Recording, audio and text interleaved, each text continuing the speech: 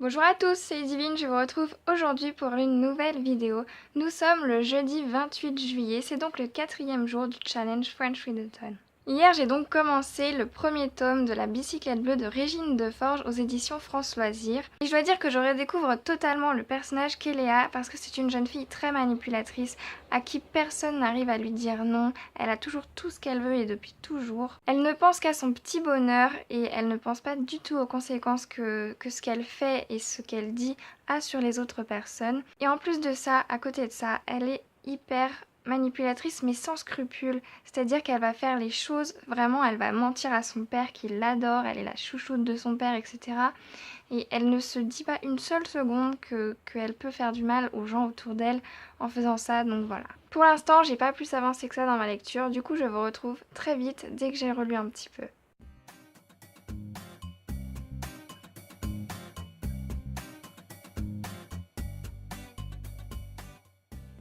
Dans une demi-heure, le 4e jour du challenge French Readathon se termine et je suis toujours en train de lire La Bicyclette Bleue, donc le tome 1 de Régine Deforge. J'en suis actuellement à la page 142 et on commence réellement à voir la guerre.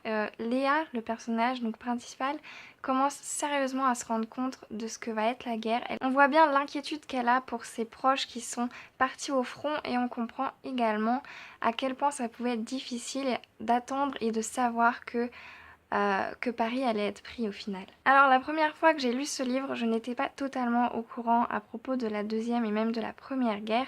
J'étais encore jeune et du coup je ne m'en rendais pas vraiment compte et je pense que j'ai pas réellement compris ce qui se passait. Du coup de le relire aujourd'hui et de connaître réellement ce qui s'est passé, les jours, tout ça, enfin ça change totalement ma lecture et au final je me mets complètement dans la peau des personnages et je comprends vraiment beaucoup plus simplement et beaucoup plus vite ce qui se passe pour nos personnages. Ça me permet de m'immerger dans cette époque qui a dû être horrible et finalement on comprend ce qui se passe avant et on va sûrement comprendre ce qui se passe après.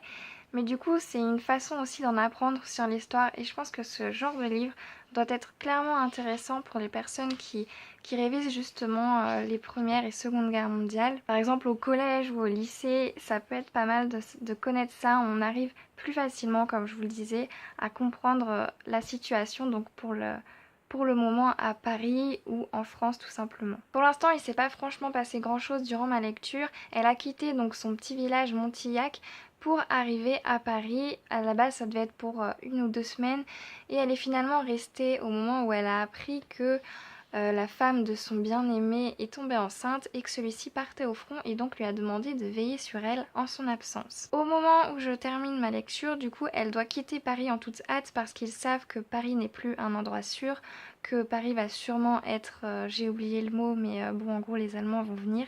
Vous voyez ce que je veux dire. Au moment où je me suis arrêtée, ils vont s'en aller, ils vont devoir transporter donc la femme enceinte qui n'est pas dans un état transportable. Heureusement pour elle, elles vont rencontrer donc un homme assez haut placé, François Tavernier, qui va un peu tomber amoureux de Léa si je comprends bien, à moins que ce soit juste une attirance physique. Mais dans tous les cas, grâce à ça, il va réussir à trouver un véhicule qui va transporter la femme enceinte qui n'est donc pas totalement transportable.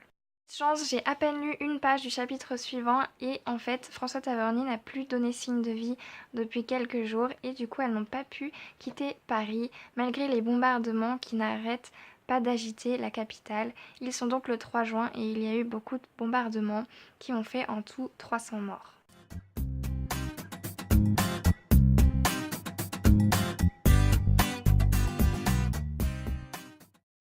J'ai franchement pas beaucoup filmé aujourd'hui et je m'en excuse, ce sera sûrement mieux demain.